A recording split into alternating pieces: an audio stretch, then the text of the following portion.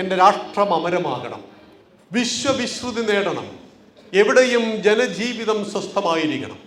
നമ്മുടെ പ്രധാനമന്ത്രി പറയാറുണ്ട് 2047 ആകുമ്പോൾ എൻ്റെ രാഷ്ട്രം ലോകത്തിലെ നമ്പർ 1 സാമ്പത്തിക ശക്തിയായിരിക്കണം. ഇന്ന് ലോകത്തിൽ 4ാമത് സാമ്പത്തിക ശക്തിയാണ് നമ്മുടെ ഭാരതം. ജനസംഖ്യയിൽ 1ാം സ്ഥാനത്താണ് ഭാരതം. വലിപ്പത്തിൽ 7ാം സ്ഥാനത്താണ് ഭാരതം. 200 വർഷക്കാലം നമ്മളെ അടിമകളാക്കി ഭരിച്ച ബ്രിട്ടനെ 5ാം സ്ഥാനത്തേക്ക് പിന്തള്ളി ഭാരതം ഇന്ന് 4ാമത് സാമ്പത്തിക ശക്തിയാണ്. ആ ഭാരതത്തെ സ്വാതന്ത്ര്യത്തിന്റെ 100ാം വാർഷികം ആഘോഷിക്കുന്ന 2047 ആകുമ്പോഴേക്ക് ലോകത്തിലെ നമ്പർ 1 രാഷ്ട്രമാക്കി മാറ്റണമെന്നതാണ് അദ്ദേഹത്തിന്റെ ഉദാത്തമായ സ്വപ്നം.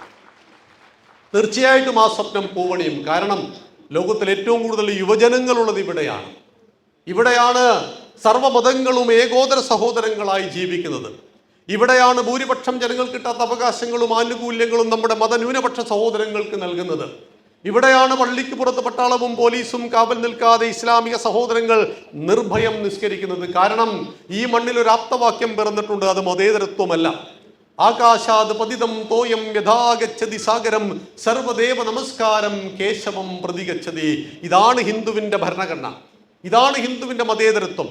വിണ്ണിൽ നിന്ന് മണ്ണിലേക്ക് പതിക്കുന്ന കോടാനുകോടി മഴത്തുള്ളികൾ എങ്ങനെ അരുവിയിലൂടെ നദിയിലൂടെ ഒഴുകി ഏകമാകുന്ന സാഗരത്തിൽ എത്തിച്ചേരുന്നുവോ, സർവദേവ നമസ്കാരം, നിങ്ങൾ ഏത് ദൈവത്തെ വേണമെങ്കിലും നമസ്കരിച്ചോളൂ, കേശവം പ്രതിഗച്ഛതി, ഒടുവിൽ ഏകമാകുന്ന ഈശ്വരനിൽ വന്നു ചേരും. അതുകൊണ്ട് ഹിന്ദുക്കളായ നമുക്ക് എത്ര ദൈവങ്ങളാ?